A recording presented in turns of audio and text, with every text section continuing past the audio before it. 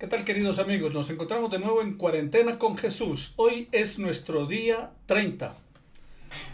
Hemos ya llevado un mes de esta serie de reflexiones en la palabra del Señor. Hoy, día 30, la iglesia de los unos a los otros. Juan capítulo 13, versículo 34 de la palabra del Señor nos dice lo siguiente: Les estoy dando un mandamiento nuevo, que se amen los unos a los otros. Ámense tal como yo los amé. Todo el mundo se va a dar cuenta de que ustedes son mis seguidores si se aman los unos a los otros. Ahora, Jesús les habla a los discípulos y les dice algo que les era muy familiar a ellos. Les estaba diciendo que se amen los unos a los otros, que amen a su prójimo. Bueno, cuando Jesús les dice esto, me imagino que cuando les dijo un nuevo mandamiento, un signo de admiración quedó en la cara de algunos de ellos y en otros un signo de interrogación. O sea, en unos, ¿cómo así? ¿Un nuevo mandamiento? Y en los otros una interrogación. ¿Y cuál? ¿Cuál nuevo mandamiento? Cuando dice que os améis los unos a los otros.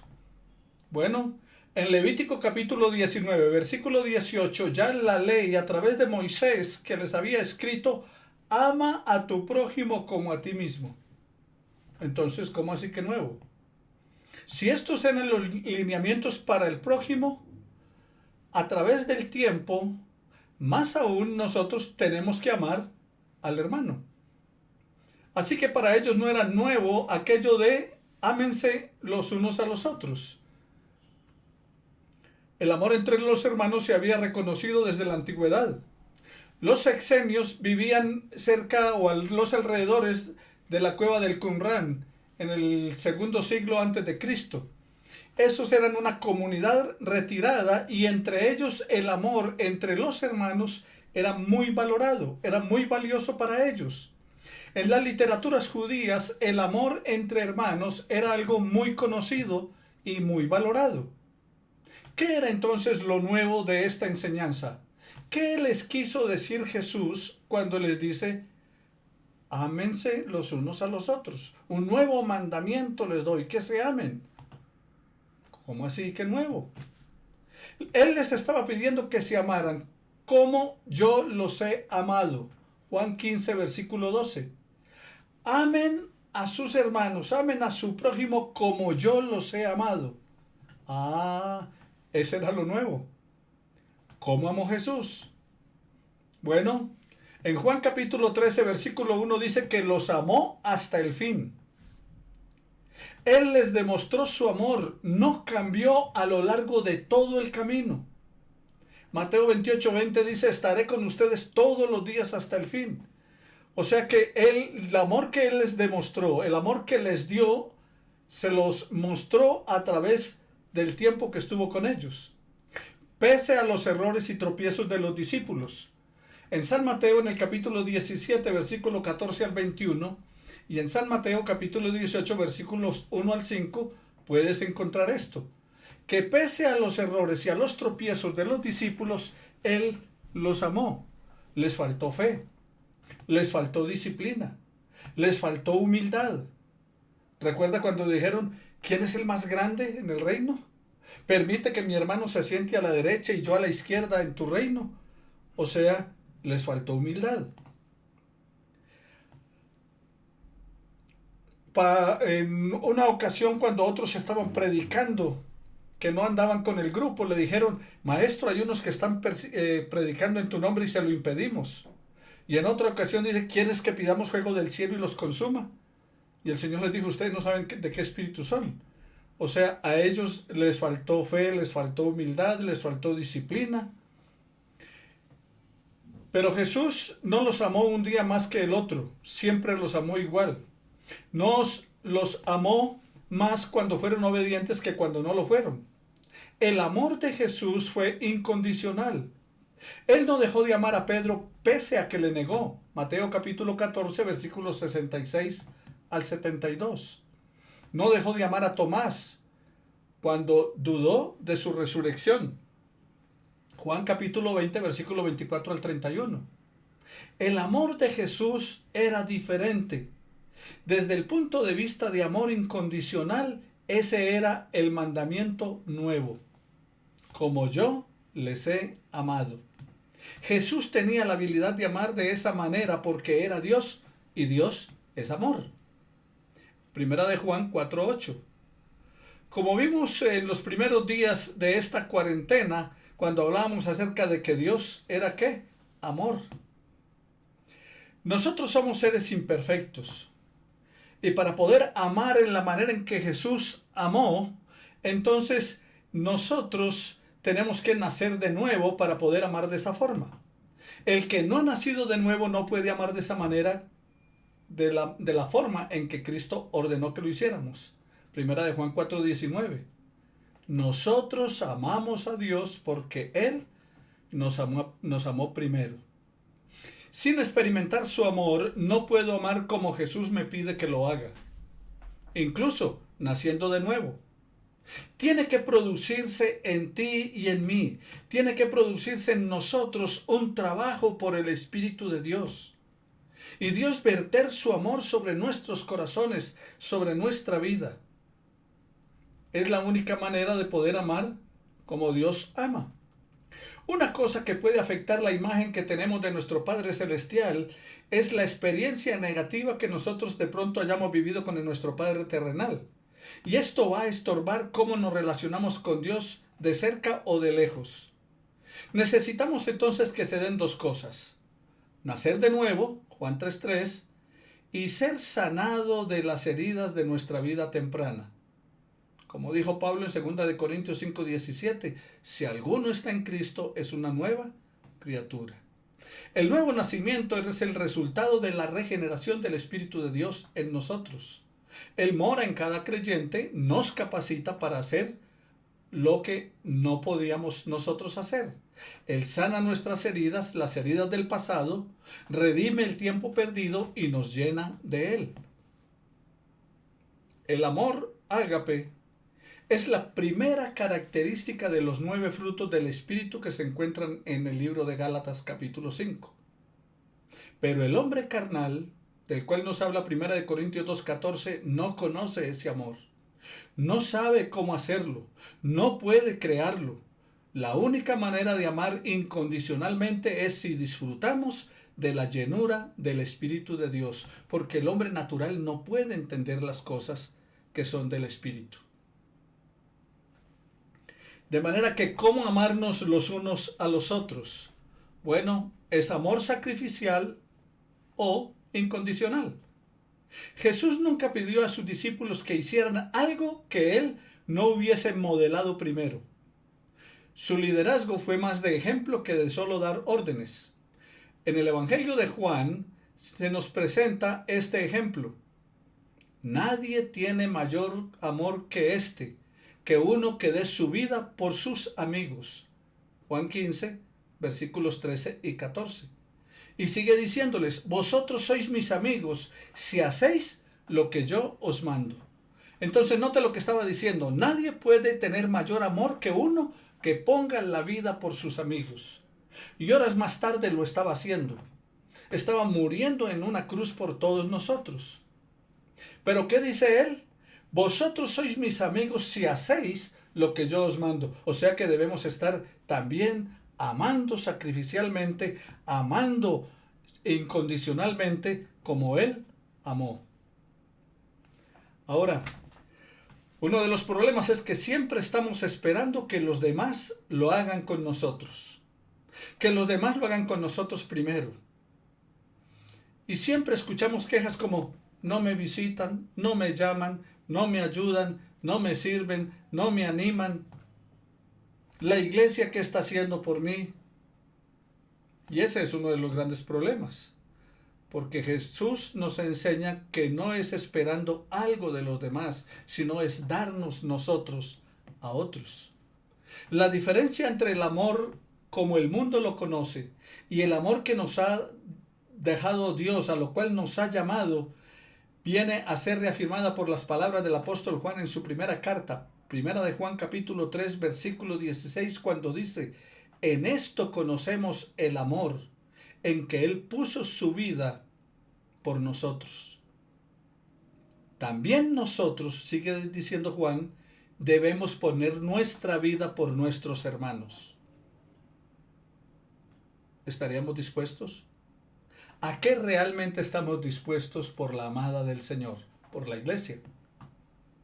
Y esto que nos dice la palabra del Señor es para la iglesia en todos los tiempos y en todos los lugares. En esto conocemos el amor en que Él puso su vida por nosotros. También nosotros debemos poner nuestra vida por nuestros hermanos. ¿Cómo demostrar el amor incondicional a otros? Hay 5 maneras en que usted y yo podemos mostrar el amor incondicional los unos a los otros. La primera es aceptación. Romanos capítulo 15, versículo 7. Es aceptarnos bajo las mismas premisas que Cristo nos aceptó, como está en Romanos 5:8. Dios muestra su amor para con nosotros en que siendo aún pecadores Cristo murió por nosotros. Ahora, Cristo nos recibió aún cuando teníamos muchas áreas de disfuncionalidad en nuestra vida, cuando ni siquiera habíamos dado frutos, cuando todavía nos faltaba compromiso, cuando aún había en nosotros temores, celos, envidias, orgullo, legalismo, actitudes de juicio, falta de perdón. Y aún así nos aceptó. Así nos aceptó Él. De la misma manera, usted y yo debemos recibir y aceptar al hermano. Entonces, ¿cómo demostramos amor? Primero, aceptación. Segundo, ausencia de espíritu de juicio. ¿Y qué es ausencia de espíritu de juicio? En Lucas capítulo 6, versículos 37 y 38, no juzguéis para que no seáis juzgados, no condenéis para que no seáis condenados. O sea, en la iglesia debe existir ausencia del espíritu de juicio. Esa es la manera de amarnos los unos a los otros. En el amor hacia el otro hay ausencia de espíritu de juicio. Y un problema del campamento del Señor es la presencia continua de una actitud de condenación. Cualquier cosita que haga el otro, eso es malo, eso es condenable. Aún hasta le condenamos la forma de vestir o de hablar o de caminar. Ese es un problema del campamento del Señor, ese es un problema de la iglesia. Una actitud continua de condenación. Alguien dijo que el único ejército que le dispara a sus heridos es la iglesia, porque no hay una actitud de perdón. Ahora, usted y yo debemos ser como los hermanos de Tesalónica. Pablo le escribió a ellos en 1 Tesalonicenses 5:11 lo siguiente: por tanto, alentaos los unos a los otros y edificaos, dice la palabra del Señor, los unos a los otros, y edificaos el uno al otro, tal como lo estás haciendo. Vuelvo a leerles el texto. Por lo tanto, alentaos los unos a los otros, y edificaos los unos a los otros, y edificaos el uno al otro, tal como lo estás haciendo. O sea que los hermanos de Tesalónica estaban viviendo ese espíritu de amor, de coinonía, de amarse los unos a los otros. Entonces, hasta ahora llevamos ¿qué? 2 maneras en que usted y yo podemos mostrar el amor incondicional a otros: aceptación y ausencia de espíritu de juicio, o sea, nada de juzgar. El tercero es la paciencia. Primera de Tesalonicenses 5:14. Amonestamos al indisciplinado, pero no es dejarlo que sufra a su suerte. No, es amarlo. Porque una cosa es el castigo y otra la disciplina. Y a veces lo que queremos es simplemente el castigo y no la disciplina. Y cuando alguien se disciplina y corrige, no hay que esperar 1 año o 2 años para volverlo a reintegrar al cuerpo del Señor y tratarlo bien, porque el Señor le perdonó inmediatamente que se arrepintió. Entonces no es dejarlo que sufra la suerte de la disciplina, sino amarlo. Una cosa castigo y otra cosa disciplina. Primera de Corintios capítulo 13 versículo 4 dice que el amor es paciente. es exhortarnos a todos. Este de exhortarnos a todos no es solo para los líderes de la iglesia, es para toda la iglesia. Y en cuarto lugar, o sea, aparte de la aceptación, aparte de el no juzgarse, aparte de la paciencia, es procurar lo bueno en favor del otro. Primera de Tesalonicenses 5:15. Procurad lo bueno. Esa palabra procurad en el original es dioko y significa perseguir con determinación y entusiasmo. O sea que en favor del otro yo debo hacerlo con determinación y con entusiasmo. En los mandamientos del Señor no dice juzgaos los unos a los otros, no dice criticaos los unos a los otros, no dice sed celosos y envidiosos los unos de los otros, no dice competid los unos con otros, no dice sobresalid los unos por encima de los otros, no dice recordar las ofensas de los unos con los otros, no dice llevad el récord de las malas acciones los unos y los otros, no dice chismosead los unos de los otros, no dice perjudicaos los unos contra los otros. No, nada de esto forma parte del mandamiento. Y en quinto lugar, la manera de demostrar ese amor incondicional es el servicio. La palabra de Dios nos manda a servir continuamente. Gálatas 5:13, Primera de Pedro 4:10 y Primera de Corintios capítulo 12, versículo 25. Jesucristo, el Hijo del Hombre, Jesucristo, el eterno Hijo de Dios, dijo: yo no he venido para ser servido, sino para servir y dar mi vida en rescate por otros. Y uno de los dones del Espíritu Santo es el servicio. En un letrero que me subí a un bus, en la puerta de atrás tenía el siguiente escrito: si usted no vive para servir, no sirve para vivir. El servicio es vital en la viña del Señor. El servicio es vital en la iglesia del Señor. La palabra del Señor nos manda a servir continuamente. Procuremos entonces, queridos hermanos y amigos, aplicar estas 5 maneras del amor incondicional en nuestra vida.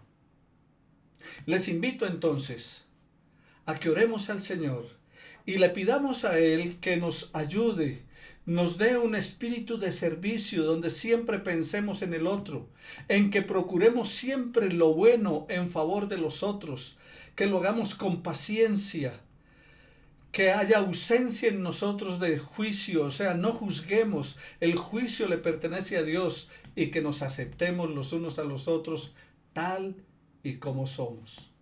No esperemos más del otro de lo que nosotros no estamos dando.